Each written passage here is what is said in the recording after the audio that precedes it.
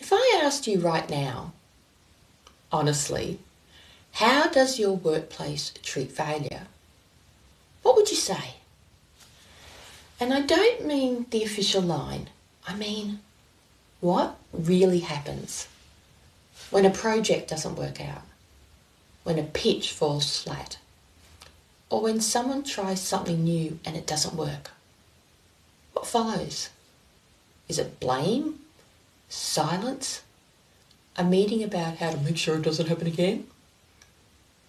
Because how a workplace treats failure tells you almost everything about what kind of thinking it will get.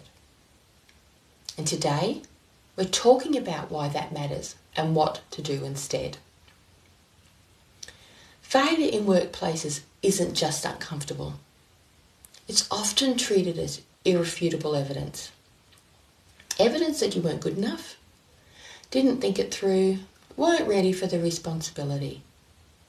It can follow you. It can shape how you're seen for years. So of course, you stop taking risks. I've done that.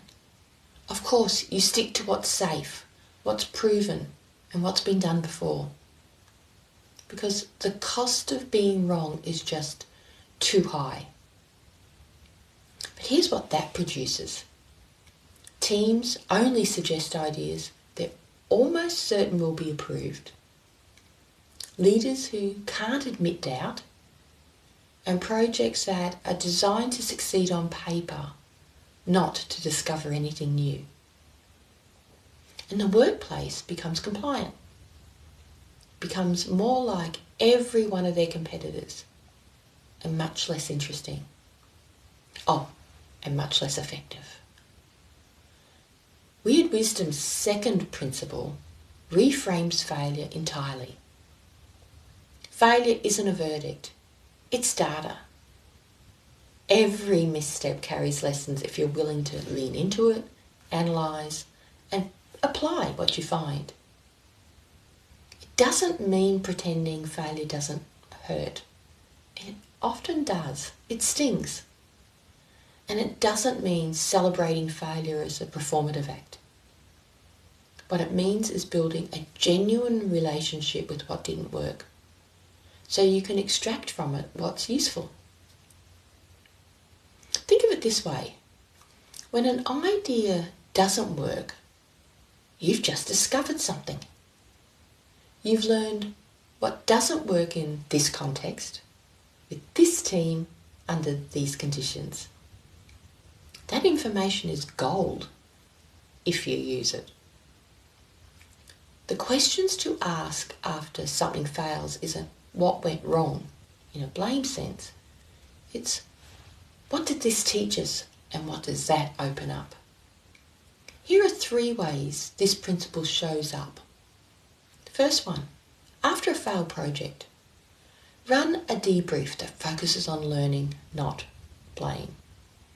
Ask, what assumptions did we make that turned out to be wrong?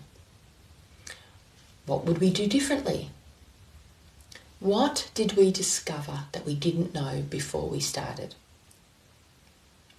The second one, after a rejected idea, instead of letting the idea die, ask, what was interesting about this idea? What part of it was pointing at a real problem, even if this wasn't the right solution? Because sometimes a rejected idea is the seed of the next good one. And the third way, as a leader, model it yourself. When something you tried didn't work the way you expected, say so.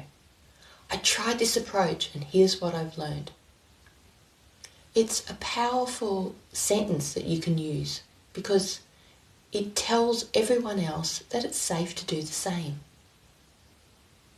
One of the most common beliefs I see in workplaces is this: I need to get it right before I try it. So you wait until you're confident. Wait until you have all of the information. Wait until you're sure it will work. But here's what this belief produces. It keeps you and everyone else in preparation mode indefinitely. It delays action, learning, and confidence. Because confidence doesn't come from action, it comes through it. You don't need to be ready before you begin. Beginning is what allows readiness to develop. This is something I explore in my digital guide, Weird Wisdom at Work. 10 myths holding you back. Myth 10 in that guide specifically looks at how the belief that this work is just personal growth keeps people from applying it where it matters. In teams, in cultures, in real results. Because the move from failure avoidance to learning from failure isn't personal. It scales. Here's something to try this week. Think of a recent situation that didn't go the way you hoped. Something small, something recent. And ask yourself just this. What did it teach me? Not what went wrong, not who's to blame. Just what did I learn that I didn't know before? If you can do that consistently, even with small things, you start to build a different relationship with risk and failure. One where the cost of trying is manageable because you know something useful comes out the other side regardless.